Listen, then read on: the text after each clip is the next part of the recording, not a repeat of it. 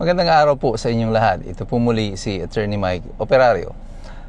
Kamakailan lamang ay nagsagawa ng isang press conference ang Pangulo kung saan ay isiniwalat niya ang di umano ay listahan ng mga 15 kontraktor na kumokopong ng lahat halos ng mga flood control projects dito sa Pilipinas. Parang nais niyang papaniwalain tayo ngayon na seryoso siya sa kanyang anti-corruption drive.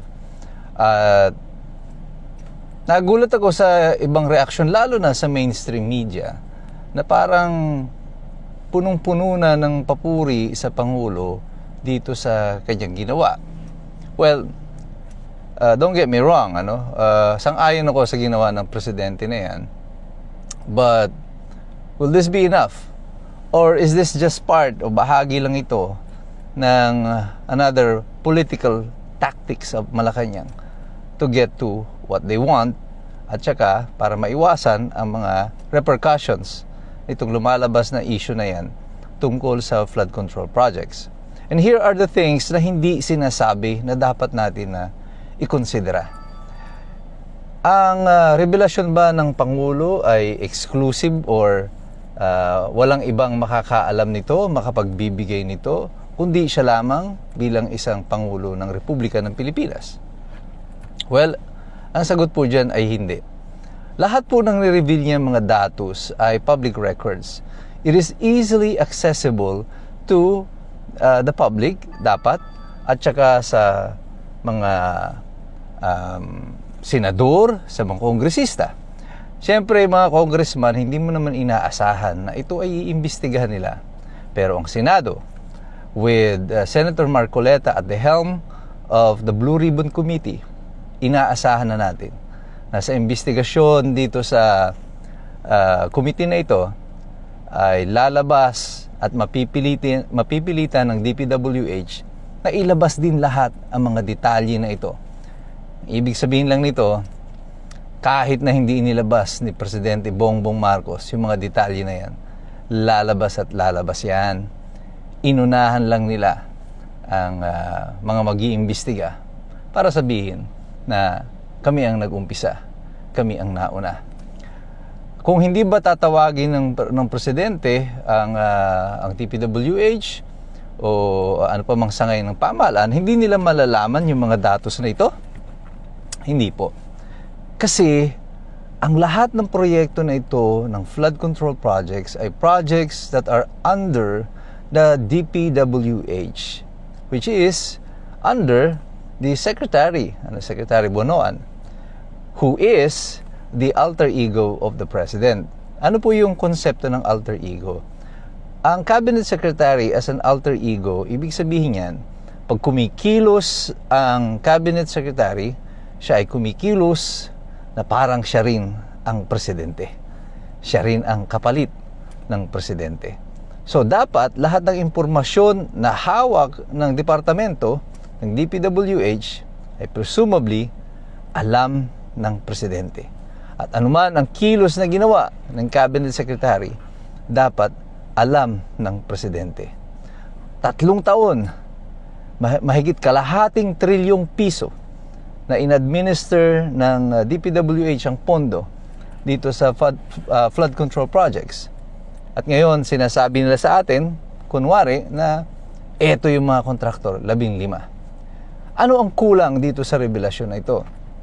Well, binigay niya ang listahan ng mga kontraktor na ibigay niya man o hindi ay malalaman din natin. Pero ayaw niyang pangalanan kung sino-sino mga ito. Merong isang reporter nagtanong sa kanya. Sabi niya, sino-sino ba yung mga congressman na maaaring sangkot dito sa mga kontraktor na ito? Ano ang sagot ng Pangulo? Sinisi pa yung journalist. Wala na daw bang investigative journalism? Bakit daw hindi i-research at alamin? Mr. President, you have the record in your hands. Hawak-hawak mo na eh. Lahat ng records sa'yo ng DPWH na andyan po lahat, pati yung corporate records. Sino yung mga opisyalis niya na involved dyan, yung mga bidding nila, the bid documents, kasama dyan yung articles of incorporation. It's already there in your hands. Bakit ipapa-research mo pa? Alam nyo, Mr. President, ako sa tingin ko, alam din naman ng mga members of the press kung sino-sino yung mga yan. Kasi isa-search mo lang po yan sa Google. Punta ka sa sec.gov.ph at pakikita mo doon, tatype mo lang yung pangalan ng mga korporasyon, makikita mo kung sino yung mga corporate officers.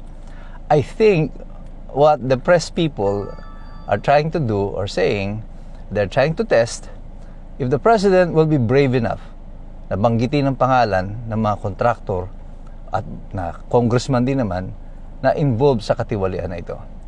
But apparently, he is not. He is not willing to steer controversy at this point. Ang gusto lang niya, ibigay sa ating listahan ng mga kontraktor.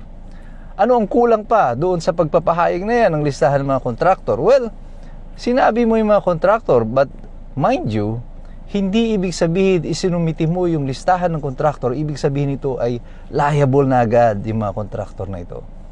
Wala pong deklarasyon pa ang Malacanang na ang mga project na ito ay punong-puno ng katiwalian.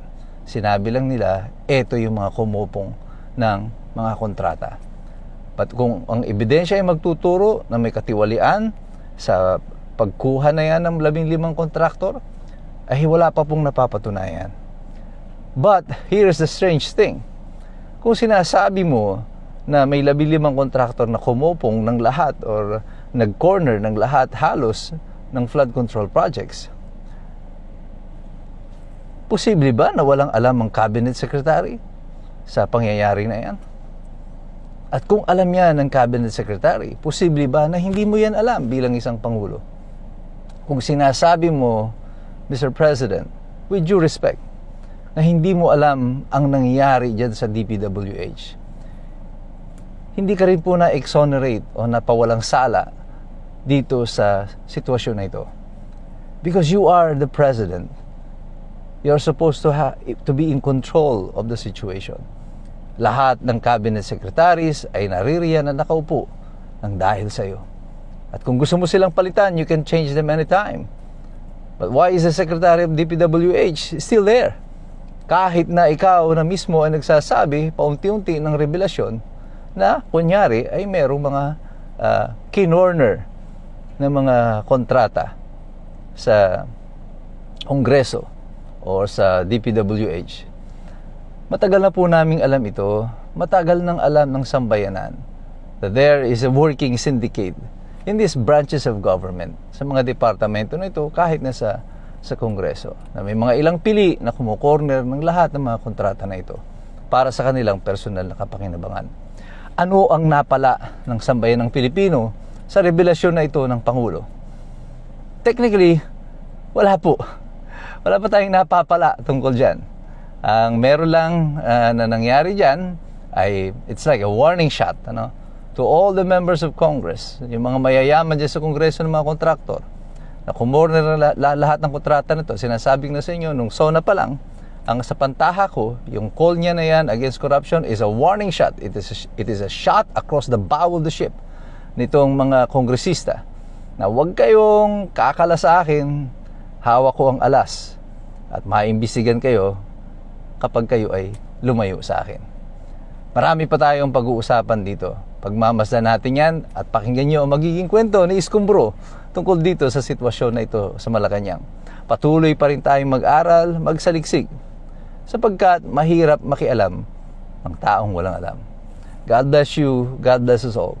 Mabuhay ang Republika ng Pilipinas.